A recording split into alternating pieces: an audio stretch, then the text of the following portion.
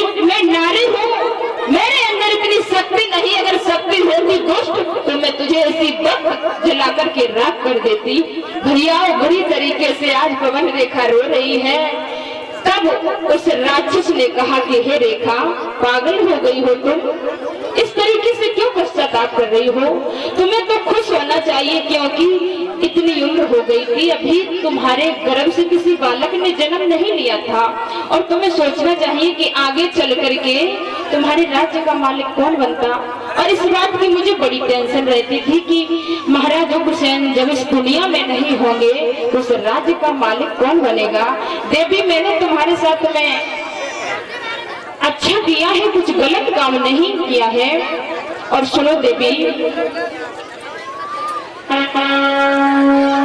मैं तुम्हें ये वादा करता हूँ कि मेरे अंश से तुम्हारे गर्भ में जो बालक पैदा होगा बहुत ही बलवान होगा, जिससे कोई जीत नहीं सकता है, उसे दुनिया में कोई हरा नहीं सकता है। और देवी एक बात बताऊं, मैं राक्षस हूँ और राक्षस हूँ इसलिए मेरे अंश उस पुत्र में आएंगे।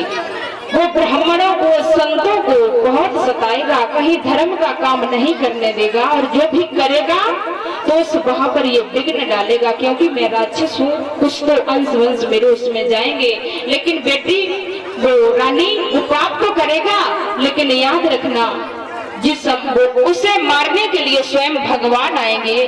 भगवान के सिवाय इस संसार में उसे कोई मारने वाला नहीं होगा, कितना भी बड़ा पापी हो। और जब उसे अंत समय में भगवान के द्वारा मुक्ति मिले, भगवान के द्वारा मारा जाएगा तो कल्याण ही होगा। भैया इस तरीके से आज राक्षस ने पवन रेखा को समझाया और वहां से चला गया। उसी समय पर तब तक सखियों का आना हुआ। सखियों ने पूछा, बहन तू किधर चली गई थी? रानी पूछती है, बहन तुम किधर चली गई थी? रानी की बुरी दुर्दशा थी। आज सखियों ने पूछा, बहन ये तुम्हारी हालत कैसे बिगड़ गई है?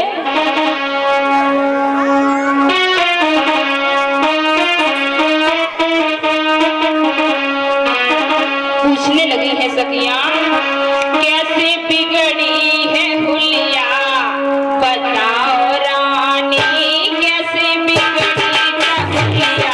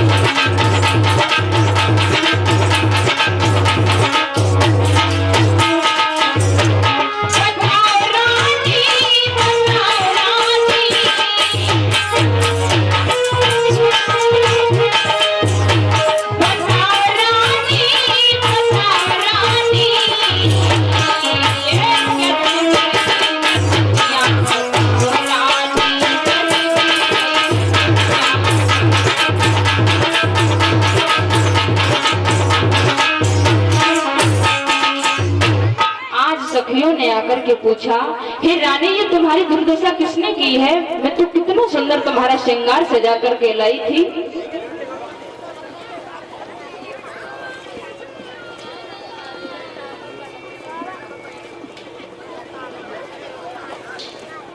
बोलिए गोविंद भगवान की। ब्राह्मण सुखदेव जी बोले कि जब रानी को पूछा है तो रानी ने बताया, बहन मैंने बहुत बड़ी गलती की जो तुम्हारे साथ में आई। मैं कान पकड़ती हूँ, आज के बाद तुम्हारे साथ में कभी नहीं आऊंगी। तुम्हारा कुछ भरोसा नहीं, तुमने ये नहीं देखा कि मेरे साथ में कोई आया है तो उसे भी साथ रखो। इतनी बुरी तरीके से एकदम चली गई हो। देखो बहन, तुम्हारे चले जाने के बाद में एक बंदर आया, उसने मुझे इतनी बुरी तरीके से झपेटा मारा कि मैं भागती हुई गिरती हुई भागती हुई गिरती हुई यहाँ तक मुश्किल से आ पाई हूँ। बहन, मैं गिरती उठती यहाँ तक आई, उसी कारण से मेरा ये श्रृंगार बिखर गया है। मेरी देखो चुन्नी भी फट गई है। भैया आज रानी बोली कि हे बहन, अब मेरा दिल अंदर से बुरी तरीके से धक धक हो रहा है। अब जितनी भी जल्दी हो महलों के लिए वापस चलो, अब मुझे यहाँ पर चैन नहीं पड़ता है। उसी समय पर रानी सहेलियों